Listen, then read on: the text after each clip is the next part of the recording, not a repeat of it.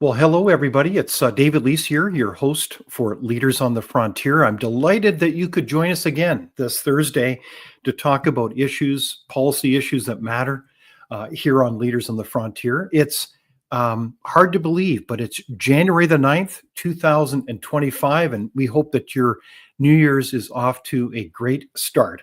And speaking of a start of the new year, you may have heard that on January the 6th, the Prime Minister stood before a mic with papers floating in air and made this announcement.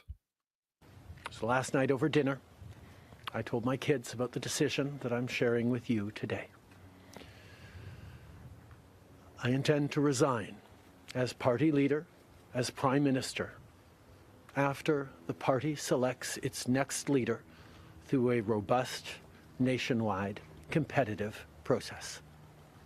Last night, I asked the President of the Liberal Party to begin that process.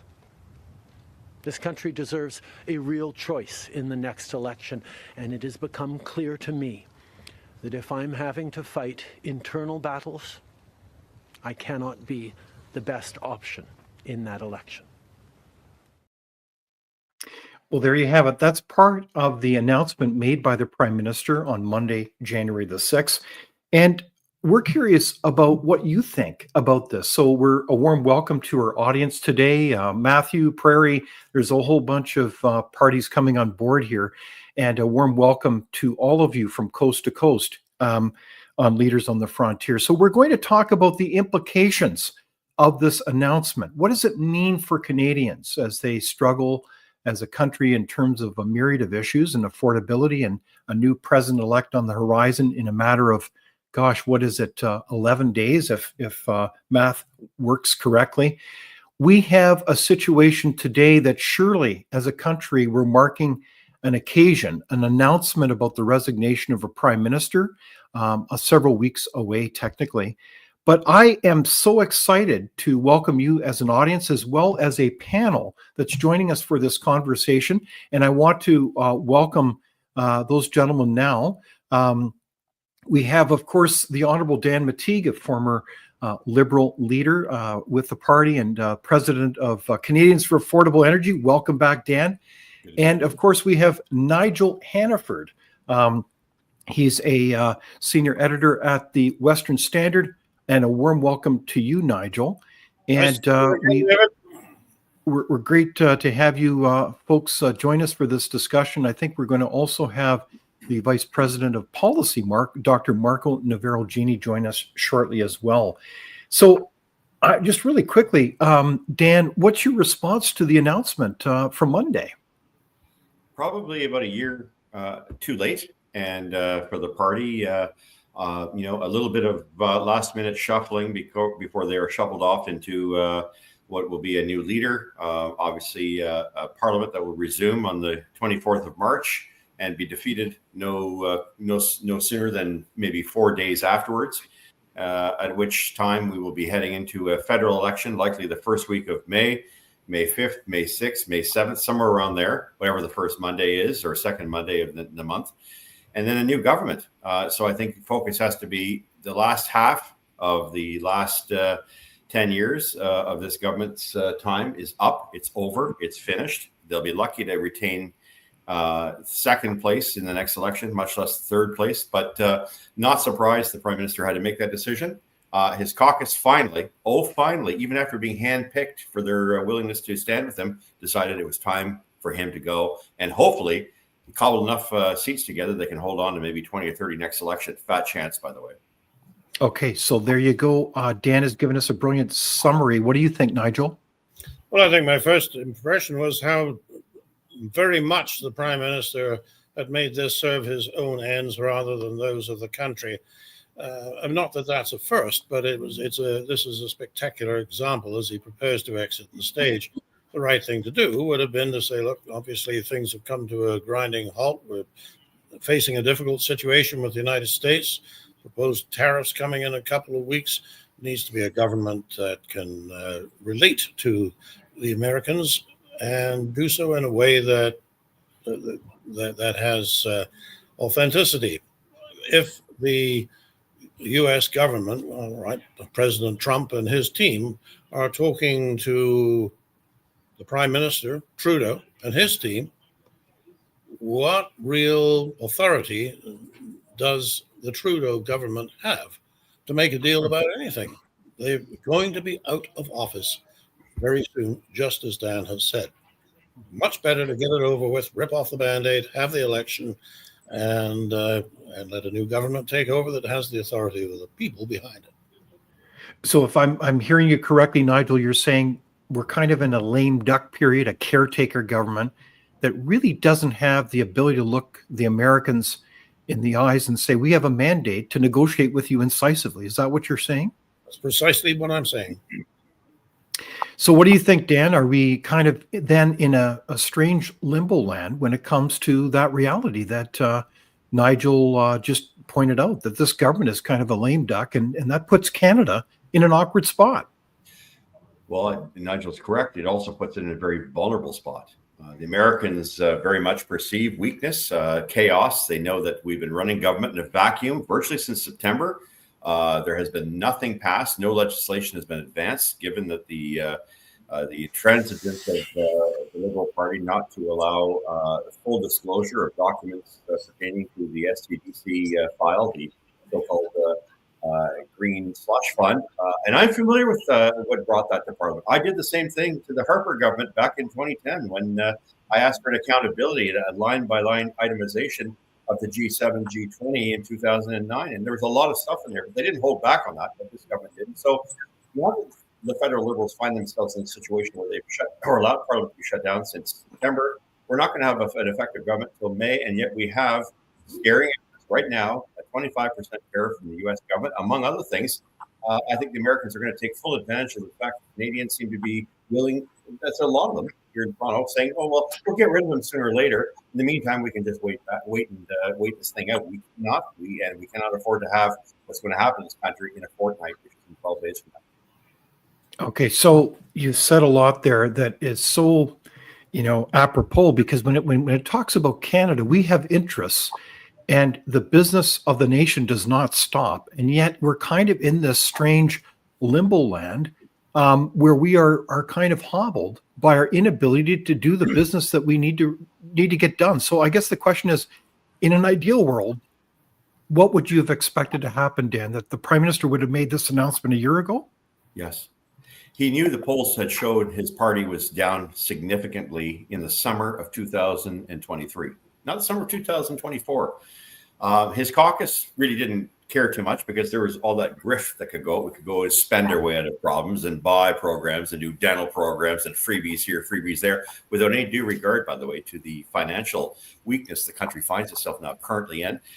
We were, certainly we can talk about the fact we'd come out of COVID, but who cares? I mean, the reality is that what brought that number down is people finally realized this guy's an empty suit. His policies are very dangerous. They're undermining our ability to make ends meet. And Canadians began to express that, not just through pollsters, but also I think through the success of most provincial elections where, government after government, with the exception of New Brunswick, I'm not surprised there, saw liberal leaning, or at least left-wing leaning parties lose. It's very telling.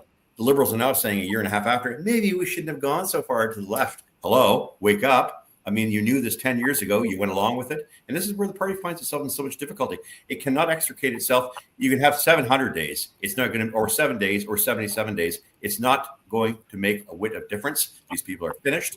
And it isn't just the leader that's gone. It's the party brand that's taken a major hit. It'll be several generations before this party ever comes back to buying and making a successful attempt at running in any election. I think actually that's a very fair question as to whether they can ever come back. I mean, we have within our lifetime seen the destruction of the Progressive Conservative Party.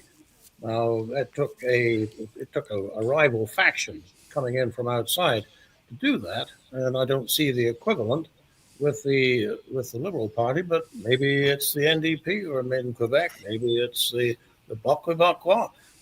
I'm the possibility that this could be the next Liberal leader is the Kim Campbell of the Liberal Party. Okay, so there you heard it from Nigel in terms of the lessons of history of 1993 with that election. And of course, I I believe, if memory serves me correctly, Nigel, the Progressive Conservatives were wiped out down to, what was it, 2 members? Jean Charest and Elsie Wayne. Elsie Wayne. I won that election. Elsie Wayne, yes. And on that note, I want to welcome, of course, our larger audience and, of course, our special guest, Dr. Marco Navarro-Genie, who's the Vice President of Policy at Frontier. Welcome, Marco. Thank you. I apologize for my technological mishaps. You know, the joys of technology. But on that note, Marco, of course, we've been having a vigorous discussion so far about our reaction to the announcement on Monday. What's your reaction in a nutshell? I think, as it was being said, the governing party is in some serious trouble. And it will take a long time before they sort themselves out. They had the opportunity to do this years ago, and they basically shucked the opportunity for the sake of reaching power expediently, and so that's on them. I think rumors of the death of the Liberal Party may have been exaggerated. I remember back when Prime Minister Harper was in office, and people were talking about 2 consecutive leaders, Stéphane Dion and later on Michael Ignatieff, who did very poorly, and people thought the Liberal Party was down and out, and we weren't going to see it in the scene for years and years and years to come, and here they are. So, in a democracy, there are forces at work that we don't always foresee, and it is very likely that the party will be once out of office for some time, but I don't think that they'll disappear. Okay, so we're hearing a lot of predictions here, but I think from a principled point of view, we're emphasizing the point that political parties matter, regardless of which one they are, and the health of them matter. And it sounds like the analysis here is that the Liberal Party is not a healthy party. Is that what you were alluding to earlier, Dan? The Liberal Party won on a sugar fix in 2015. It did so because it had a name, Trudeau. I go back to the Trudeau era. My first election as a youngster was in 1974, working for a guy named Hugh Faulkner in Peterborough, later Paul Cosgrove in Scarborough, and much later than that, every other Liberal since. And look, there was no doubt that when we lost in 2011, and I lost in 2011, 800 votes or so, not expected to have that happen. They left 33 seats. Many felt that we had to have 2 or 3 terms to rebuild the party, rebuild the brand, and reconnect ourselves with where I think where public policy was, where the genius of the country was, where the middle class was, that where you want to get people at. Instead, what we got is, hey, we got a name, nice hair, great socks, great selfies, and what it came down to, I think, for a lot of people was the name, and people felt that they had an obligation to vote for it. We're empowered, and so we went from 3rd place back to 1st place, and with a significant majority. The party needs time out of office in order to rediscover who it is. And as I alluded to earlier, when you have Liberal members of Parliament now saying, "Hey, we went too far to the left," no kidding, sunshine. There is every expectation that if the party is going to come out of this as a central party fighting at the center, it'll take a number of issues to make that happen. But it's likely, and more likely, and I believe, as I've said with my colleague Stephen Ledru and others, that they are likely to merge with the NDP, because that's where a lot of these MPs are right now. They're socialists. They're not, the kind of progressive Democrats that we were once as a party right at the center that had a very broad spectrum, big tent mentality. Right now, it's very much on the left, and that seems to be where they want to stay. Very interesting observation. Do you agree with that, Nigel? Dan, in which you made the observation that this was not your Liberal Party, by which you meant that it actually wasn't a Liberal Party according to the principles that you had grown up with. It is actually a socialist party calling itself a Liberal Party. Would you still say that? Well, it no longer believes in consensus. It threw out the idea of pragmatism. It delved into virtue signaling, DEI, ESG, call it what you want. It just wasn't stuff that's very pernicious, Nigel, I think, to the definition of what Liberals were in the past, and that's creating, cobbling opportunity for Canadians and using our best resources, not going to war necessarily as we did in 1981. with the National Energy Program, but not going to war with the West. I mean, look, I'm the guy that wrote the stuff about gas prices and competition in Canada. In 1998, both Martin and Cranston came to me and said, for God's sakes, we're not going to war with Alberta over the upstream of the oil sector. I said, no, this is about competition, which of course everyone breathed a sigh of relief. This was a very different party in my time and before me than the one that we saw today, which is now a complete failure and has disappointed the vast majority of Canadians. Is that your sense, Marco, as well, that the Liberal Party has left the Liberal Party? Yes, I think part of the mistake that we often make in social sciences and in political observers is to suppose that the way things are today is the way things are going to be 10, 15 years from now. And so that is absolutely correct, that the party is essentially absent of consensus. Just in the little video that the Prime Minister put out in between during the holidays, accusing, for example, the leader of the opposition for not standing up to his party. Meaning that the party had a different opinion than the leader, and therefore the leader's opinion is what must essentially be followed. That is an authoritarian streak in the party that we saw going back before 2015, when the current Prime Minister announced that no one who was not a feminist against abortion on demand could be part of the elected caucus. That, to me, was the first signal that this was going to be a party in which the prima donna was going to dictate what was going to happen. And that's exactly what we have today. So it's absent of consensus. And that's not a liberal party, either with a capital L or with a small l. It's not a party in a liberal democracy. But they're about to punt him, maybe, but let's assume that they do. If they do, and they're very much in the political wilderness, it'll take them maybe half a generation, if not a generation, to rebuild. But it can be done, and it will be up to the person who succeeds Prime Minister Trudeau as leader of the party that will determine essentially whether they are going to become again a brokerage party, as political scientists call it, or a party on the fringe. And right now, it is very much on the fringe.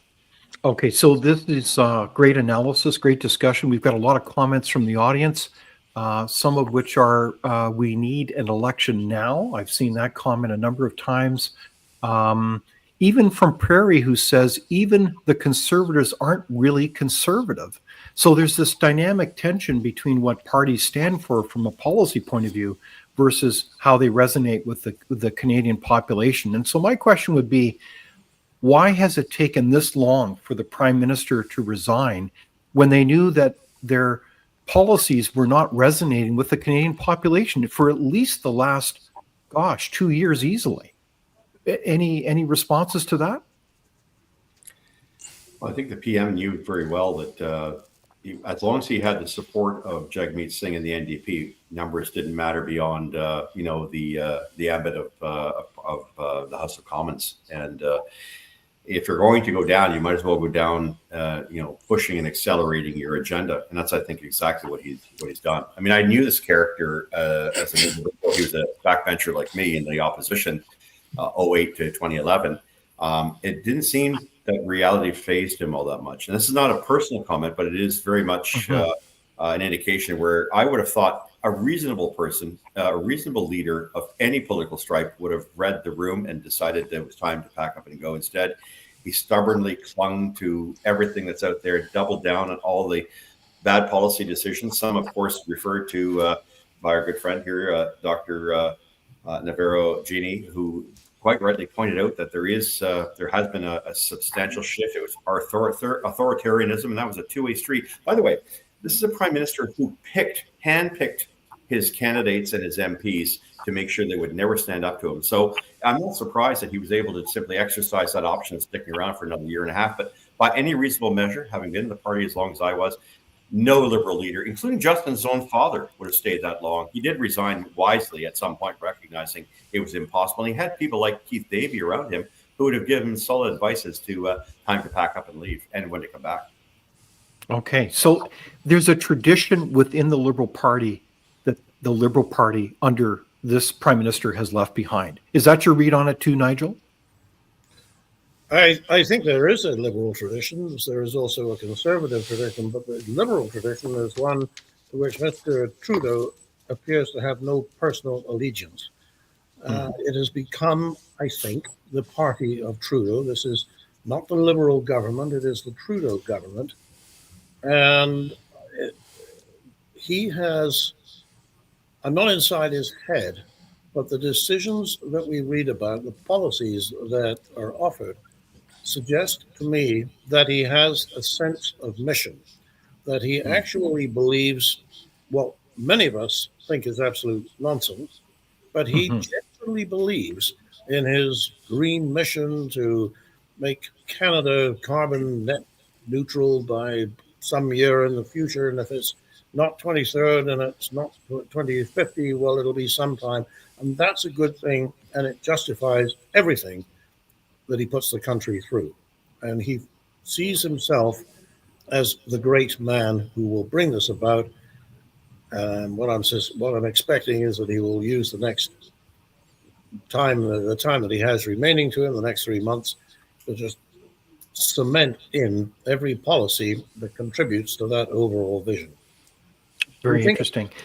we think he's foolish. He is, and yet, in a way, he is actually quite wise in the pursuit of his objectives.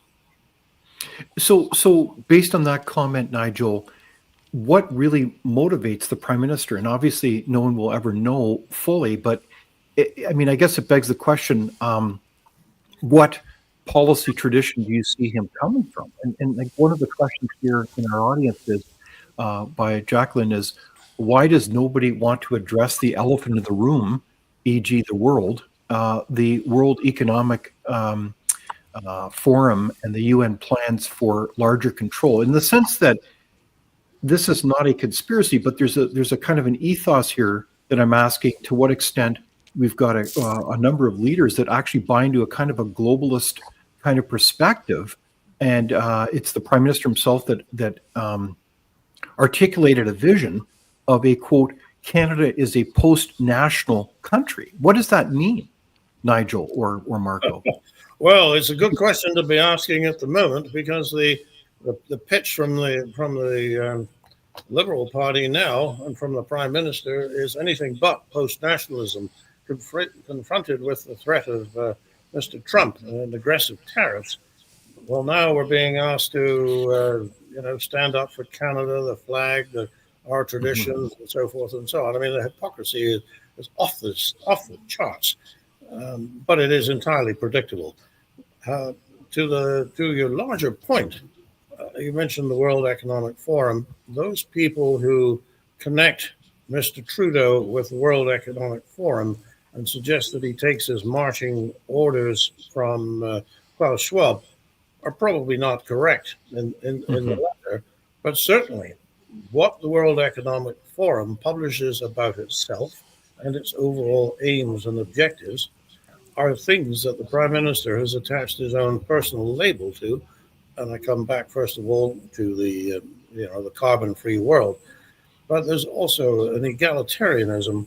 And to the point about the what motivates him, again, you really need the psychiatric reports, but it is, it is true that in 2013 he declared, when asked what other country in the world he admired, he did not pick America. He did not pick Great Britain. He did not pick France. He picked China. And why? Indeed, yeah. Because in that authoritarian type of government, they have the ability to turn things around on a dime. And darn it, that's what we need in Canada. And that, of course, is what he has been trying without success to do. Okay. Any comment, Marco, on that? Yes, thank you. I think it seems evident. It seemed evident to me back then because I've studied this kind of leadership when I was a grad student. But it seems even more obvious today that the prime minister has a messianic streak in his personality.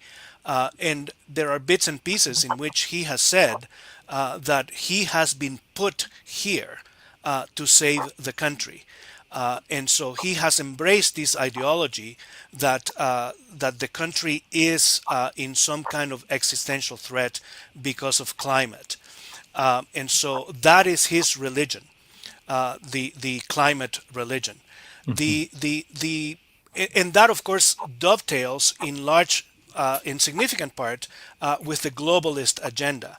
But I don't think the prime minister is necessarily married to the globalist agenda. He's not married to any agenda whatsoever except to his own. And so he is quite able to shed the globalist agenda and has now jumped to the nationalist agenda. And some people have recently speculated that he is going to declare that the country has some kind of emergency because the Trumpists are coming over and they're going to take over, and therefore they need him. What he needs and what he grabs onto is anything that will feed that messianic personality. Indeed. Very interesting comments. I am talking with a distinguished panel here in our audience, the Honorable Dan McTeague, Nigel Hannaford from the Western Standard, and of course, Dr. Marco Navarro-Genie, about the resignation we heard about this Monday of the Prime Minister. What does this mean for us as a country? What are the next steps and the issues that are associated with this announcement? I do have a question from David Sanger, and of course, it's a very timely question, and that is, what are the panel's opinions on the legality of the prorogation? We're bringing up pierogies again here, but what does this pause of Parliament, the wiping slate of the parliamentary scene here? It sounds like there are some legal challenges mounting, of course, against it. And how does this compare to the Harper era prorogation? Who wants to tackle that question? Great question, David. Well, anyone? Let's throw this out there. Parliament is sovereign and therefore can do what it wants.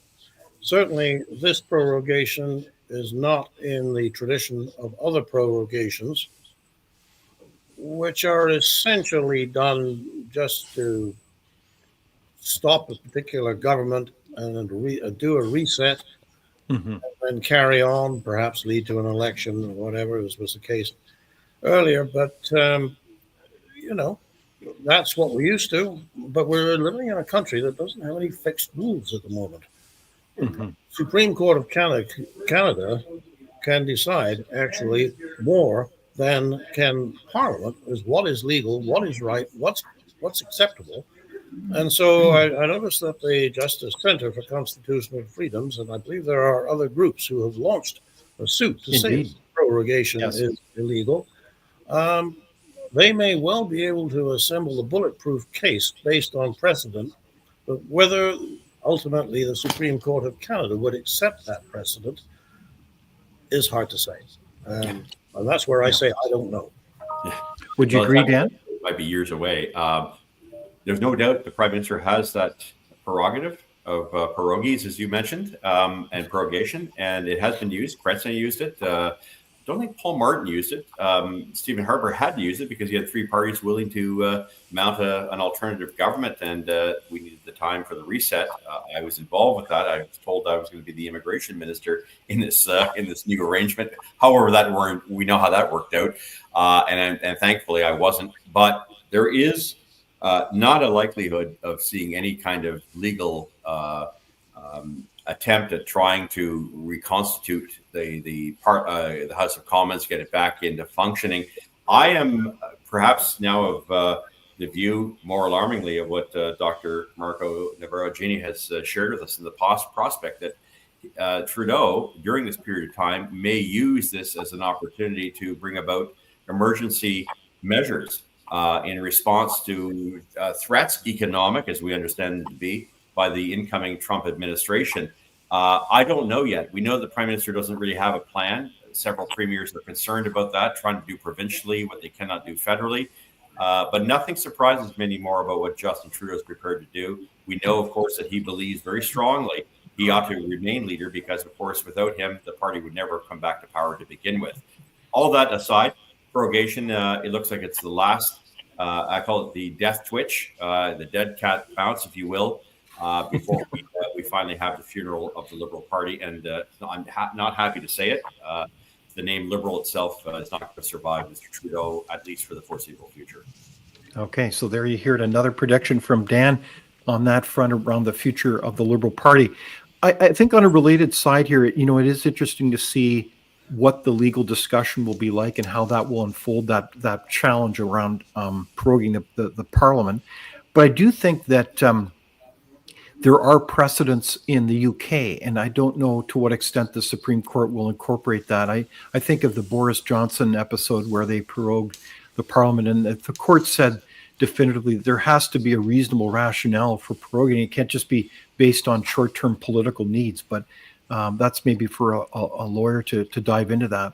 But in the meantime, it does set the table, though, for a very important issue. It's not just legal, but it's the rebuilding of trust around our parliamentary system. I mean, you can't, if you just have kind of a short-term political thinking where people just resign and set up a kind of a clever time frame to hang on for the benefit of the few. Do the Canadian people see through that? And does that, in fact, undermine the trust and the confidence in our political system? This is not a good decision then from that perspective, because it just erodes credibility. Is that a fair argument? I think we should probably separate the legal from the tradition. The prorogation issue is not technically a legal issue. And even if the court pronounces on it, it will not be a legal issue. The issue will be whether it is constitutional and legitimate to do what they did and not Indeed. legal, because it's not a matter of legality. So, lawyers get worked up about that because it's not really technically a legal issue. And so, but to connect it to the question that you're posing, the legal tradition in the in Westminster works as long as there is honor among the players and there is a particular knowledge of the tradition in the community, in the political community, that is the citizens, to embrace or reject the actions of the government. Well said. And so what we have here is an impoverished political culture that does not understand the rules and does not understand the tradition. And so the Prime Minister has essentially weaponized this ignorance that Canadians have about their political traditions. That's a brilliant analysis. So when we look at the next stage of this, I want to play a clip from Lorraine, our producer, of the Leader of the Opposition and his response. Now, while leaderless Liberals focus on saving their jobs and fighting each other for power, the country spirals out of control, an out-of-control housing emergency, an out-of-control migrant crisis, an out-of-control $62 billion deficit, not to mention tariff threats from the United States. Oh, and another NDP Liberal carbon tax hike kicks in this April 1st. Everything's out of control, and now the government is out of control. This cannot go on. We need a carbon tax election now to choose between the NDP Liberal costly coalition that taxes your food, punishes your work, doubles your housing costs, and unleashes crime and drugs in your community, or common sense Conservatives who will axe the tax, build the homes, fix the budget, and stop the crime. So what do you think, Dan McTeague? Is that a bunch of histrionics and everything's out of control, or is that a principled response? Well, I think he's very much on mark on this one. I think it's chaotic, to say the least, and I've never seen a situation like this emerge unless we're dealing with true, emergency terms that might bring us back to 1970, the FLQ crisis. It may bring us back to 1981 when we had the currency problem and, of course, high interest rate problems economically. But it's refreshing to hear any leader, much less the reputed next leader of the government of Canada, talking about carbon taxes. It wasn't that long ago that the Conservatives were very much in favor of carbon taxes, referring, of course, to the last leader, whose father and I worked together. We also shared ridings.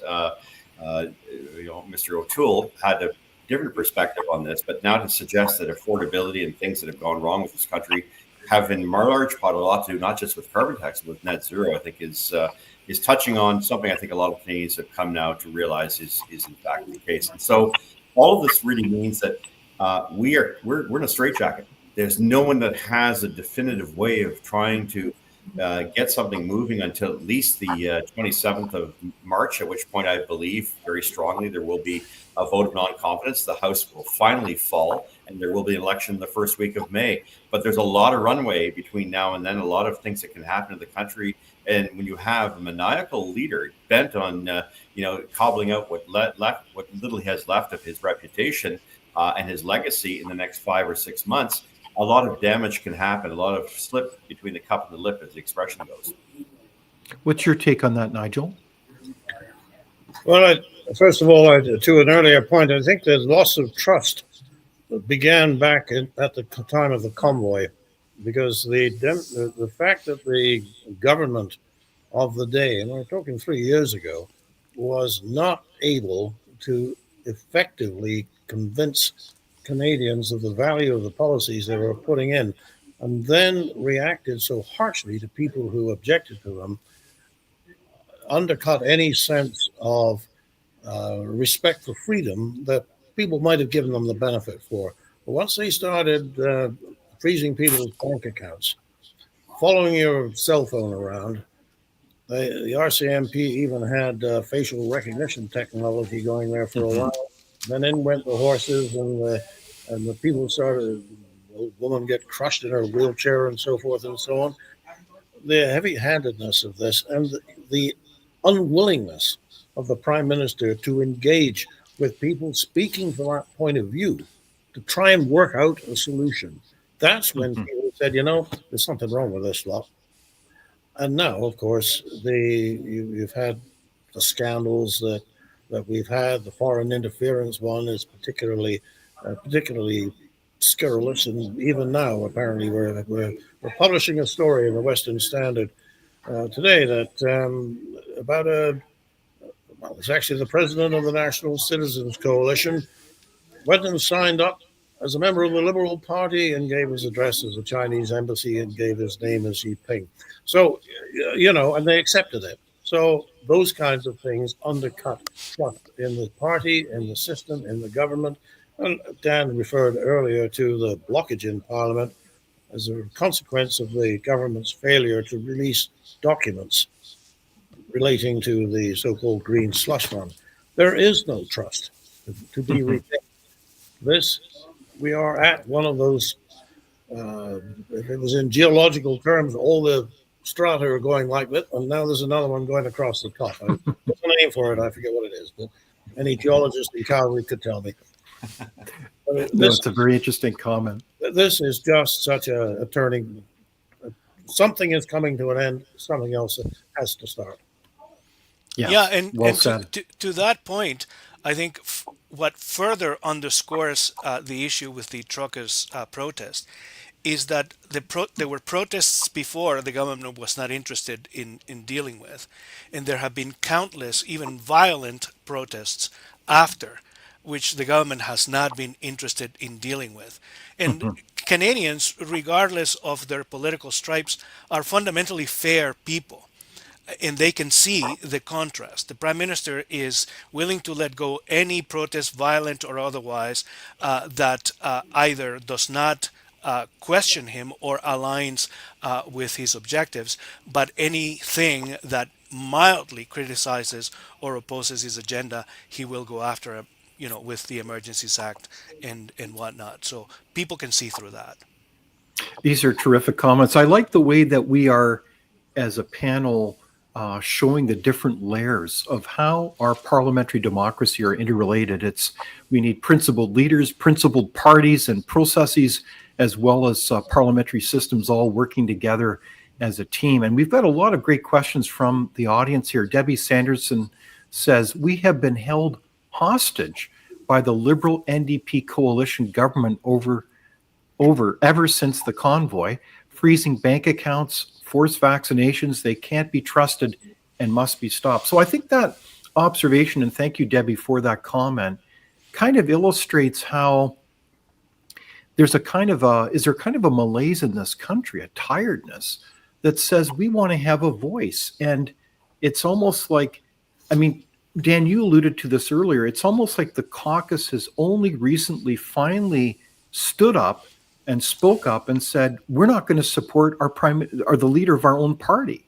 And then finally, because it's interesting in Mr. Trudeau's statement, he emphasizes that it's really internal conflict that led to his decision to resign. Is that how he's held on for this long? Is because he's had a kind of a hold on his own caucus? Why is that? Why would that happen? Very much so. These people would not have been elected without him. They wouldn't have been handpicked without him. A lot of these folks never had experience. You know, when I became a member of Parliament in 1993, I had to show that I had 10, 15 years in the party. And that not just about the leader, it was also that I had, proven my worth, my ability. I had things to stand for. I had experience in the private sector back then, public relations with a small little tiny company, automotive company called Toyota Canada. And I had experience working on the Hill. So this wasn't required. Dr. Marco will point out to this, all you had to say is you had to be of a certain gender. You had to be of a certain political, left-wing narrative follower. That's all it really took. And if you deviated from that, of course, you found reasons not to get you in there. So when the PM then came out and said, hey, I have a caucus that supports me. Well, yeah, they're handpicked to look like him and to act like him, and being reminded, as they have been many, many times, that without him, they wouldn't have been elected. More importantly, in that caucus, and like our time, and this is something that a lot of people may not be aware of, caucuses were free of what was called the whip or anybody else interfering. I could stand up to a policy in caucus that was promoted by one of the cabinet ministers or even by the center itself, by the PMO, and I could attack it and go after it behind closed doors and make them look stupid, or look stupid in the process. But I had that ability without repercussions. Right now, all those caucus meetings had officials from the Prime Minister's office taking notes, making sure you... Pardon me? Can you repeat that? So you got caucus meetings that traditionally are a closed affair. Yeah, very fair. Senators and members of Parliament could battle it out, debate, discuss, talk among themselves. Ministers had no particular sway. They were just another caucus member, and one person, one vote. And that, more importantly, though, we didn't have the Gerald Buttses or the Katie Telfords or their delegates sitting there taking notes on who was being asking tough questions. More importantly, members of Parliament felt something, unless it was central to the party being in power, that is to say, something like a confidence vote on budget. Anything else was tabula rasa. Do what you want. Go out there and speak the way you want. Have your own talking points. Just look like an idiot. We were given wide latitude. And that wasn't just my caucus, Cadet St. Martin. It was also Pierre-Elliott Trudeau's. Remember, 5 or 6 MPs voted against Pierre-Elliott Trudeau's constitutional reference in 1980-81. And indeed, yes. His own whip, Charlie Turner, I remember quite well, on matters of principle. So Liberals did express that. They did allow that to happen. But this has been so close, and Nigel referred to it, authoritarianism wasn't just something that we saw outside projected. It was actually very much on the inside. And that's why you saw no Liberal MPs standing up to Trudeau, with some exceptions right up until the bitter end, too late for most. Okay, so that's a great insight. Good. Yes, Nigel? You're talking about the way the party is managed inside. I think it's very significant that the party chose not to do as the NDP and the Bloc and the Conservatives did, and adopt what we refer to as the Michael Chong resolution, the one that in fact empowers caucuses to remove leaders. That was one thing. And the second thing about control is one of the sources of one of the brakes on a prime minister would be his senators. And the Liberals, Mr. Trudeau, cut the senators loose, called them independents way back in 2015. So that source of restraint was removed. And I suspect, and maybe Dan, you could fill me in on this, but what they used to call the party lieutenants, the people who had a particular area of the country that it was their job to keep them sweet. Yeah. Those guys have been very much diminished in their effectiveness, I believe. Is that so? Yeah, the 1922 committee doesn't exist in Canada, but there is a precedent. Jean Chrétien in 2002 went to Chicoutimi. We had a caucus meeting there, and I was part of it. Jean Chrétien looked at the room and said, "I don't have the support here," and announced he was going to leave after that. It wasn't that he didn't have external support; it's that he didn't have internal support. That's something Trudeau was able to escape and completely ignore. And to Nigel's point, members of Parliament have not allowed themselves the privilege, the power, or the convention of being able to stand up in caucus and go against their lieutenants, go against their better advice, and stand up and say it was time for the Prime Minister to go. Save and except those who are already leaving anyways, which is kind of a bit of a cheat because you're not really putting it all on the line now, are you? Yeah. Well, it's very obvious that some of the most experienced people were sidelined from the beginning, and people who actually were capable, like our astronaut, memory phase. That was he's a clever guy, and they had him looking after a minor portfolio. So they didn't even tell him he was going to be leaving. They just basically lined him up and said, "You're gone." I guess Christian Freeland finally figured that one out, as did Judy Wilson-Raybould. But other caucus members who did stand up, Selena Cesar Chavez, who was an MP out in Whitby, my old stomping grounds, had the same thing experienced. Everybody was all giddy with Trudeau and the socks, the sobbing, the selfies. That's all it was all about. It was all image. It was all cult of personality. That got completely exploded from the very beginning. And from that point on, it was put up or shut up. Sit down or you'll be kicked out, or I won't sign your nomination papers. I think there is a structural issue here on the point of cult of personality. Let us remember that in the Westminster system, the original model calls for the selection of a leader from the caucus. The moment that we essentially adopted the more popular version, which we took from the Americans, which we go and elect first leaders by popular conventions, and then by free votes, basically, of every member. And of course, we know in the Liberal Party, you don't even, if you're 14 years old and you have a pulse, and you're standing in Canada, you can get a membership. That dilutes the capacity of a collective to choose and lends itself to enormous manipulation, which is what has happened.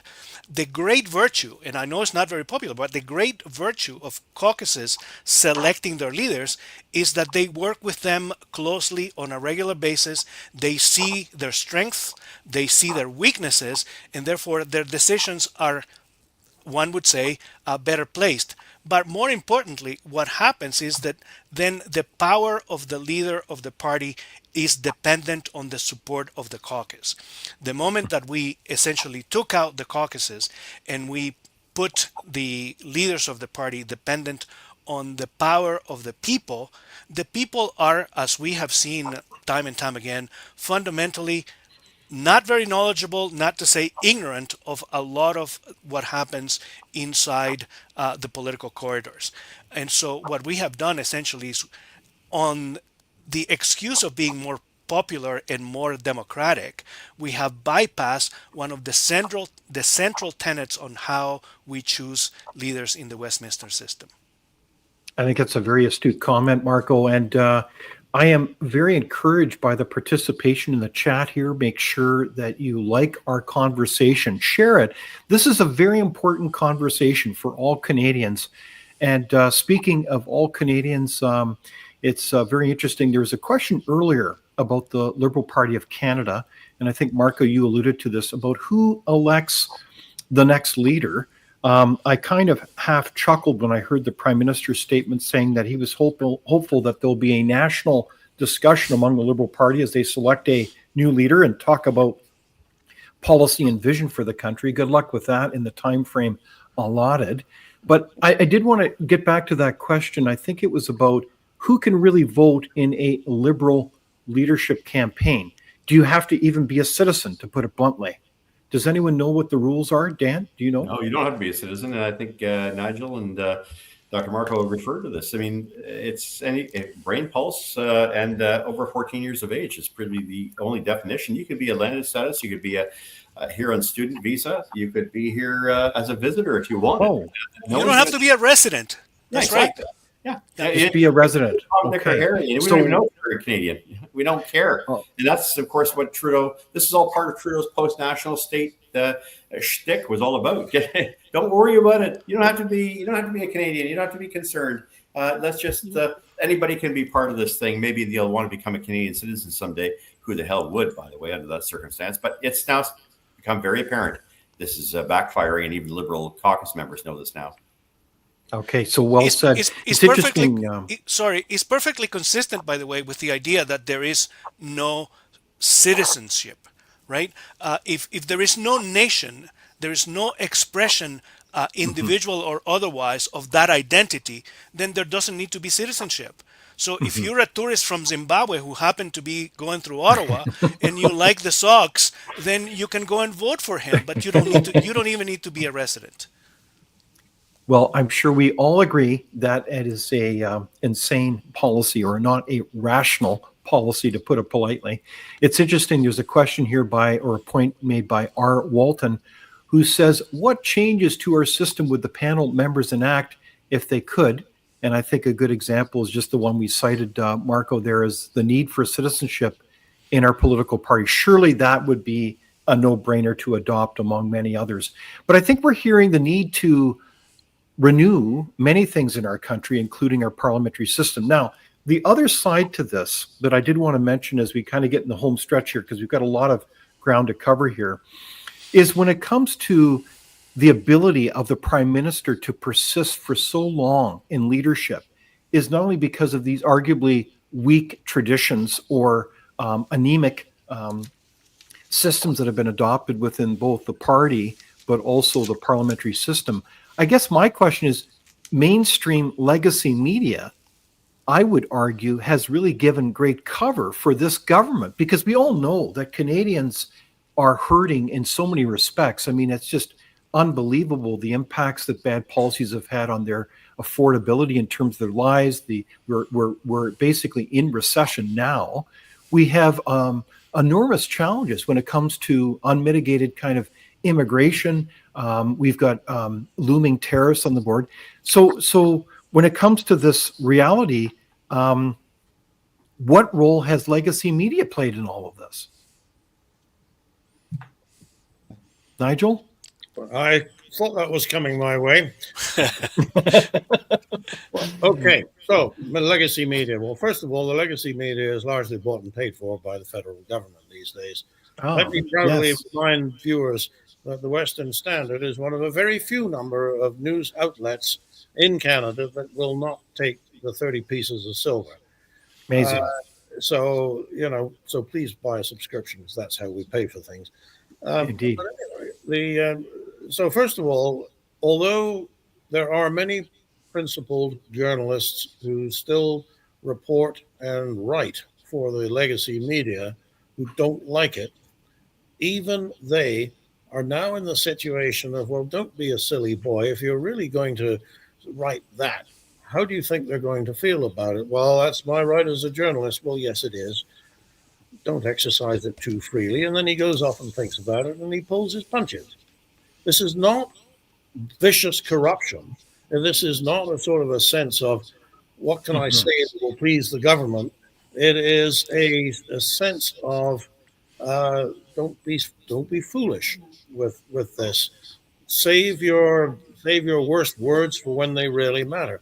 Meanwhile, I don't think too many people watch the CBC, but they certainly pay for it.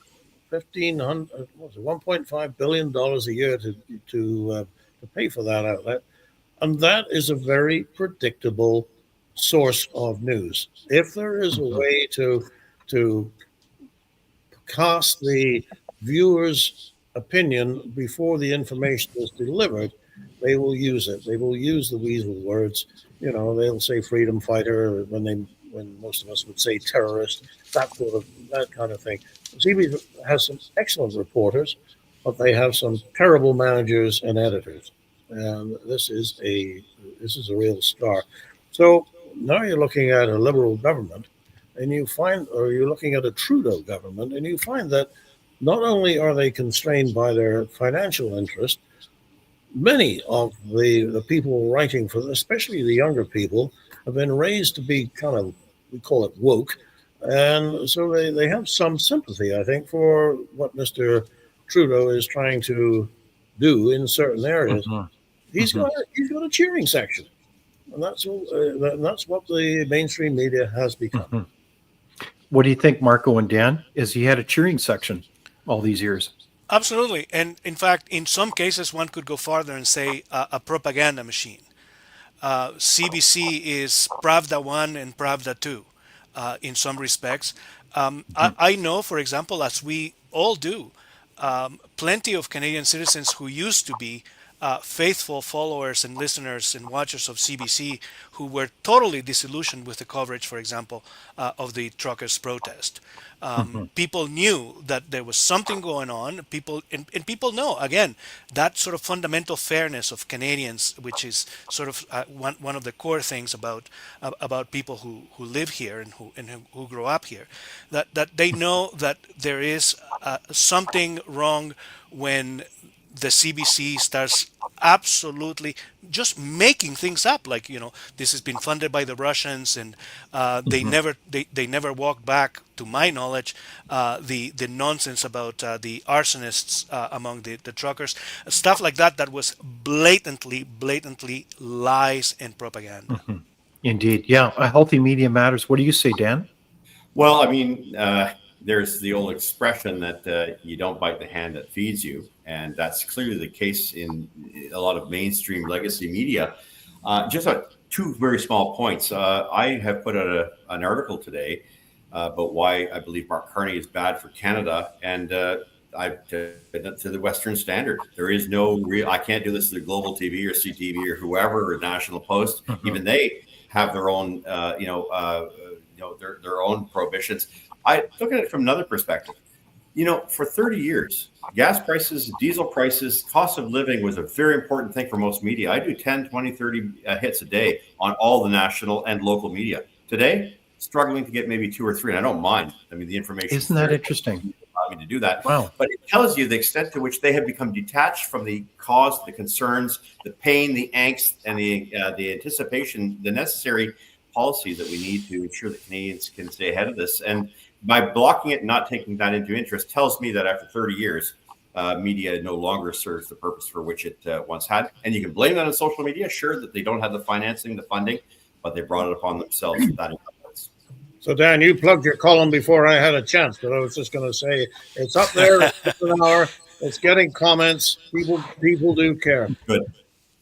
Yeah. Thank So, you. amen to that. People do care about the issues that affect their day-to-day lives. And to me, it's gobsmacking, Dan, that you make that reference about a decline in the interest around gas prices. I mean, that's absurd. I mean, I hear that every day, people complaining about escalating gas prices and what that means to their lives. So, well said.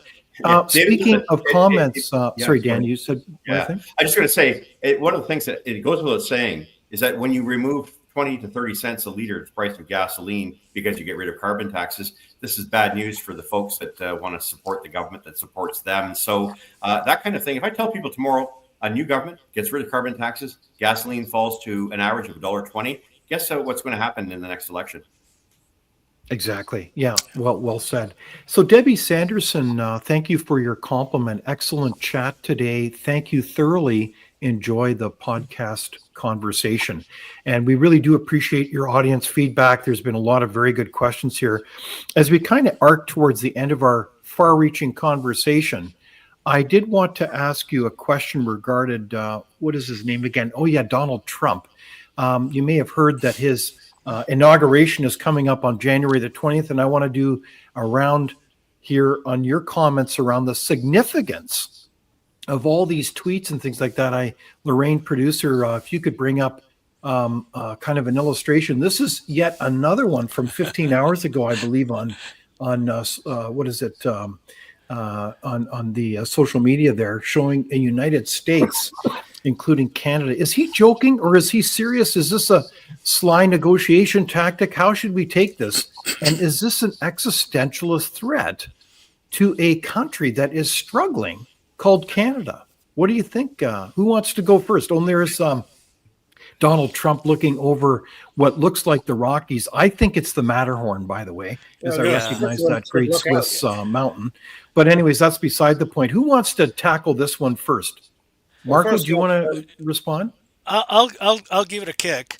I was, as you know, born somewhere else. I came here to Canada when I was a teenager, and I love this country. I love Alberta in particular. But there is something that is kind of wonky about Canadian nationalism and the Canadian identity. And if the French were poking fun at us, we'd laugh. If the Swiss were poking fun at us, we'd laugh. If the Russians were poking fun at us, we'd laugh. But somehow we have a ginormous, the size of that mountain, chip on our shoulder about the Americans. And we think we are better than the Americans. We have this attitude that our system of politics, our politicians, our healthcare, which is in total decay, that everything else in Canada is better than America.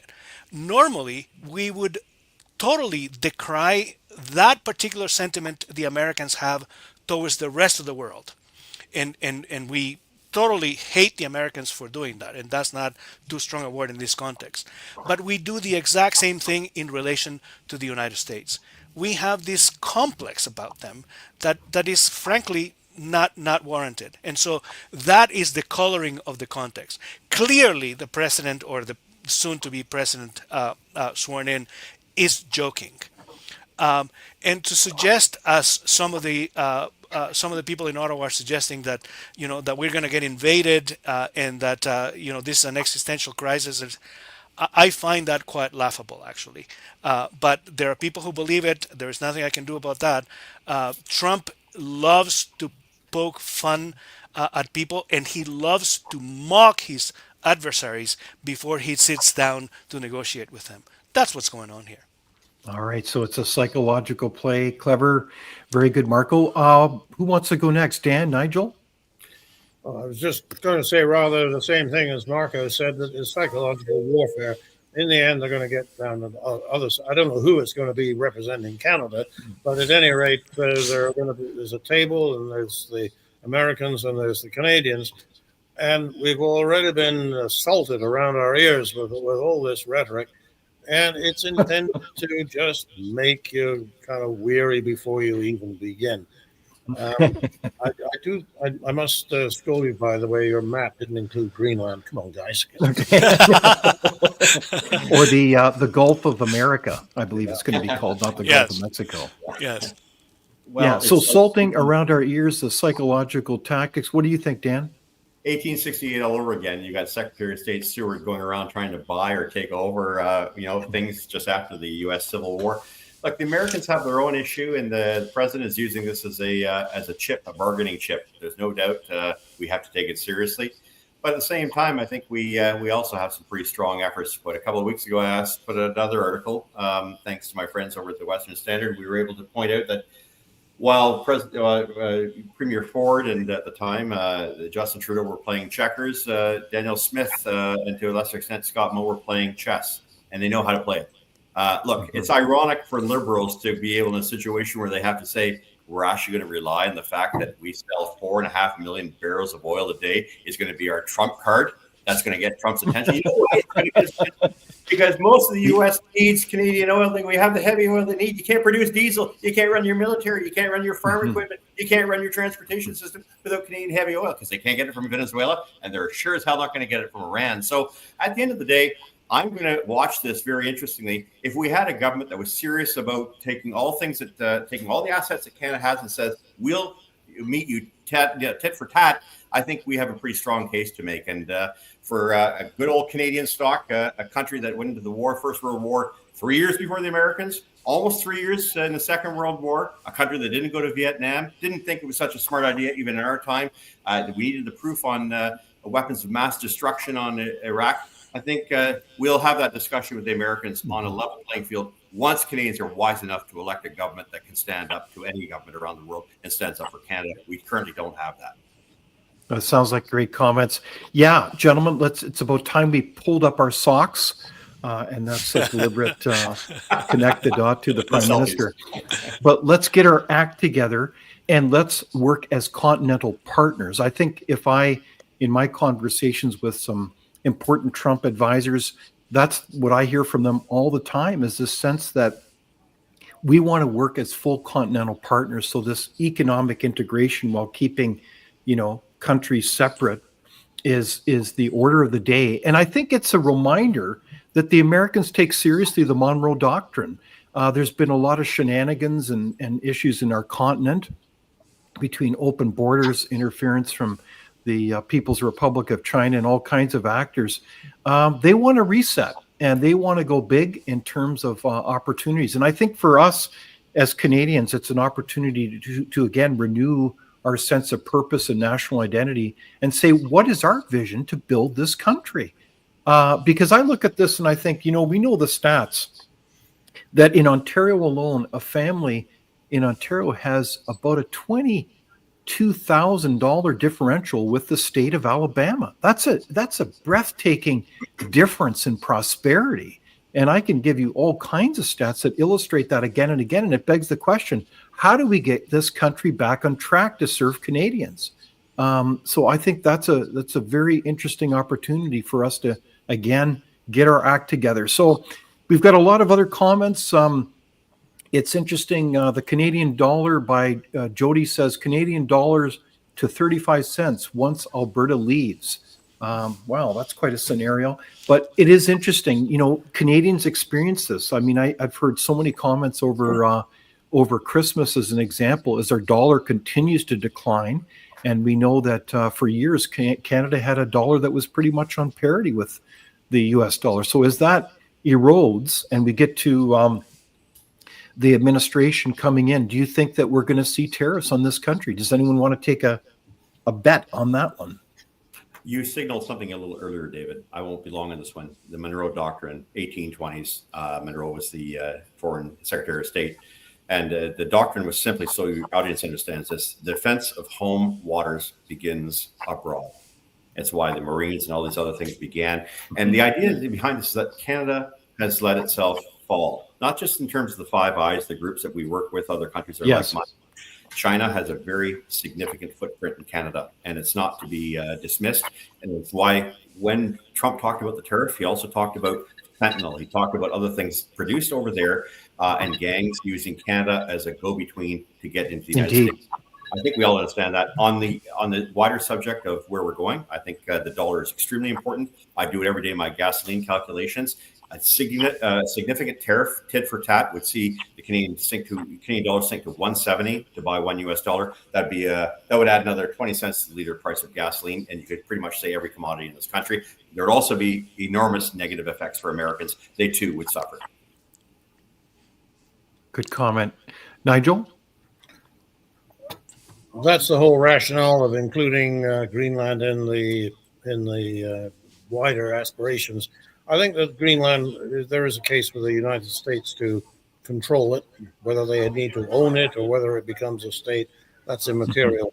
But you certainly can't surrender that area to the Russians and the Chinese.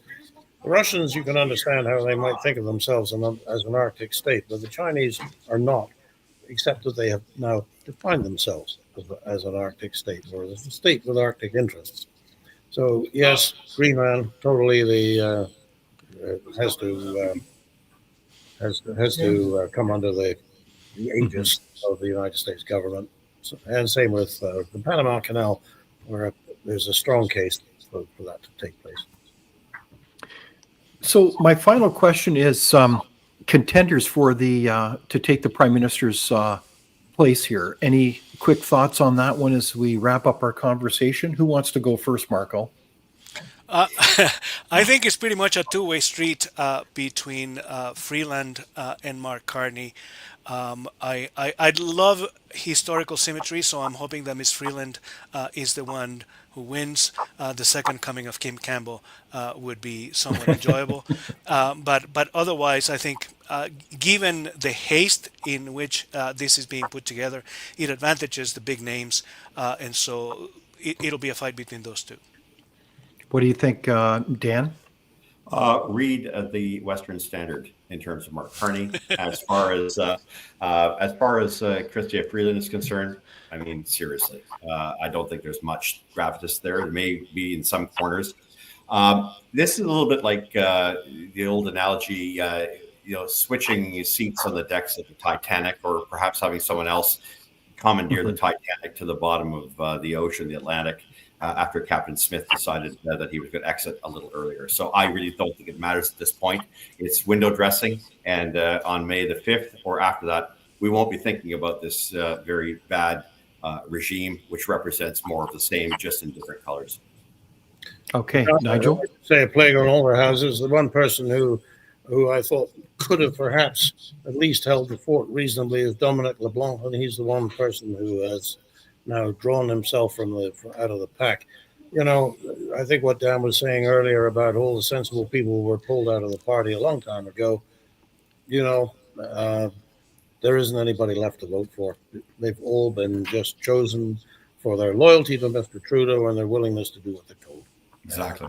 If that's your choices, you really don't have a choice. All right, there you have it. This has been a terrific, far-reaching conversation. I want to thank our panelists, Dan McTeague, Nigel Hannaford from the Western Standard, of course, Dr. Marco Navarro-Genie from Frontier. And thank you to our audience for joining us in this conversation. We thank you so much for the comments and questions that you've made. And liking this conversation, share it near and far as we talk about these important issues. This was a historic announcement made of sorts on Monday. And as we look to optimism with our country, let us join hands together and renew our country, both parliamentary democracy and our nation as a whole. So thank you very much for joining us today, and have a terrific week, and see you next week, the same time and same place. Thank you.